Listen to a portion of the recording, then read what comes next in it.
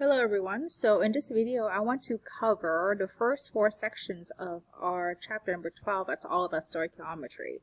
So the question of this chapter is, how do you use the chemical equation to predict the quantity of a product or a reactant? So that's what stoichiometry is all about. And today I want to talk about the mole to mole relationship and examples. So like I mentioned before, balanced equations are very useful because they show the relationship between how much material is consumed versus how much is produced. So let's take a look at one balanced chemical equation. So I have here hydrogen gas. I want to react it with oxygen gas to produce some water vapor. So now if I ask you, how many moles of H2 and O2 are needed to make 6 moles of water? Now with these stoichiometry problems, I always start with figuring out what is my given and what is it that I want at the end. So first of all, let's find our given. 6 moles of water is my given. And what I want at the end are moles of H2 and also moles of O2. So first of all, let's do moles of H2.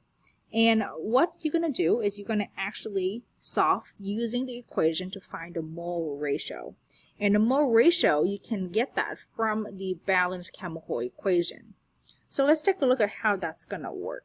I always start with the given. So the given is 6 mole of water.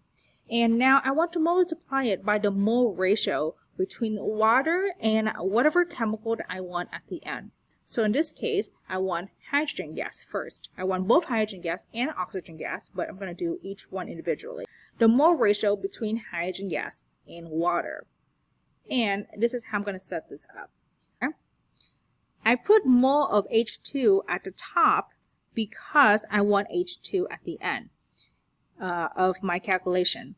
I put mole of water at the bottom because I want to cancel out mole of water.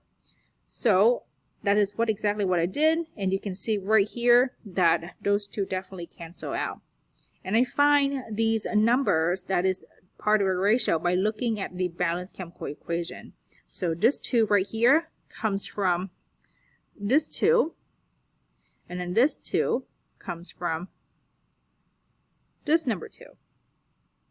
Now once I have that calculation set up, I can cancel out mole of water, and what I have left is mole of H2 needed. And because 2 over 2 is 1, you need 6 mole of H2 to produce 6 moles of water. That's basically what that means. Let's move on to the next one, which is O2. How many moles of O2 are needed to make 6 moles of water? Once again, we're going to start with the given. Our given is 6 mole of water.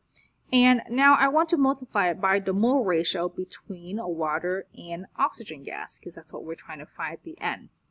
And once again, I'm going to multiply by that ratio, and keeping in mind that the top you want to keep and the bottom you want to cancel. And that's exactly what I did right here. I want to cancel mole of water because I want to find out mole of O2. So what I have left is a mole of O2, and the answer is 3 mole of O2 needed because the ratio is 1 to 2. So that's an example of stoichiometry. Now I want to look into another problem using the exact same chemical reaction. Now, and let's take a look at how we would go about this. So first of all, like always, I want to identify my given. And here's my given. My given is 5.38 mole of H2O. I'm going to once again solve by using the equation to find the mole ratio. So what I'm asking is that I'm asking for moles of H2 and then moles of O2. So when you do your calculation, you will want your mole ratio to contain at least 2 of these things that I just pointed out. So let's go ahead and start with mole of H2. So I always start with mole of water. Then you multiply it by the ratio between water and hydrogen gas, because that's what we're trying to find. And here's the ratio. You have 2 mole H2 that comes from the balanced chemical equation, and you have 2 mole H2O come from our balanced chemical equation. You do the math, and what you get left is this number.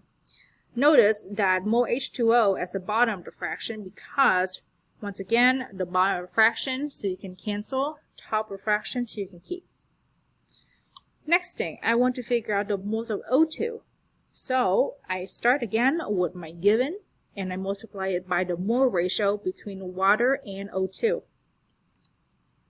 So there it is, and once again I get this ratio from the balanced chemical equation, giving me this answer.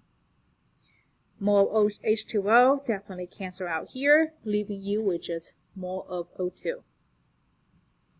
Okay, so that's part 1 of this stoichiometry little lesson. I will see you in part number 2 so we can do some mole to mass problems.